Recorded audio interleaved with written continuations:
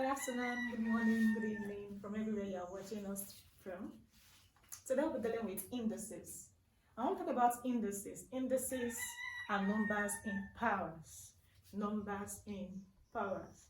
The singular of indices is index. Now, for example, we have 2 raised to power 5. This is a number in its index form. 2 to the power of 5. Now we have 7 basic laws of indices. Let's start with the first law of indices. The first law says a raised to power m times a raised to power n equals to a raised to power m plus n.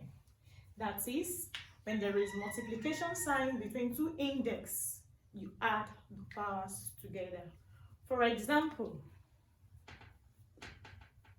when you have 2 raised to power 5 times 2 raised to power 3. Now we have multiplication signs between 2 index. The rule says add the powers together. So we have 2 raised to power 5 plus 3. And that will give us 2 raised to power 5 plus 3 is what? 8. And this is our answer. Are you with us? Are you going with us?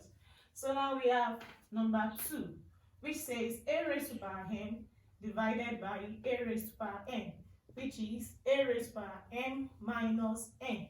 When we have division between 2 index, you subtract the powers. For example, 3 raised to power 7 divided by 3 raised to power 2. We have division between 2 index now. So we are subtracting the powers. So that's 7 minus 2, and that will give us 3 raised to power 5. Are we still together?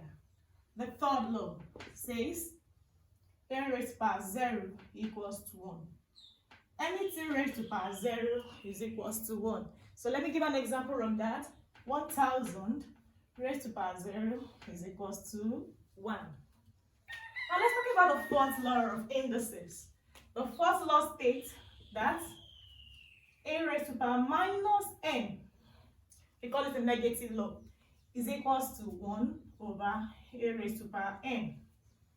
For example, when we have 2 raised to power minus 5 is equals to 1 over 2 raised to power 5. Are we still together? The fifth law states that a raised to power m bracket n. When we have multiple powers, all we just need to do is multiply the powers together. So we are going to have a raised to power m times n. Remember, when we are multiplying letters, we can write them together without indicating the multiplication sign. For example, 4 raised to power 2 bracket 3. Now we have 2 powers together. So we have 4 raised to power 2 times 3. And that will give us 4 raised to power 6. Are we still together? The sixth law says a raised to power 1 over n is equals to nth root of a. That is, when we have a fraction as our power, is indirectly turning towards the nth root of the base. For example, 16 raised to power 1 over 2 is equals to the square root of 16.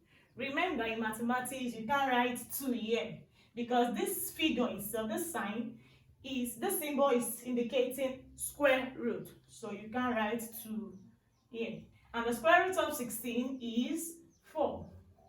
Are we together? The seventh law says a raised to power m over n. When we now have a number instead of 1, as it is in equation in law 6, so we are going to have nth root of a all raised to power n.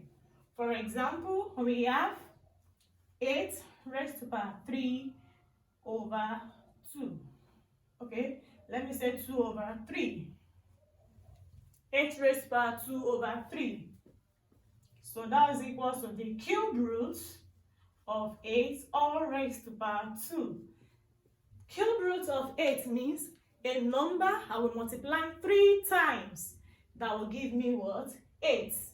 And that number is 2, because 2 times 2 times 2 will give us 8. 2 times 2 is 4. 4 times 2 is 8.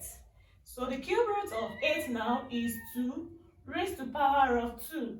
And 2 raised to power of 2 is what? 4. Thank you everyone for being our topic with us today.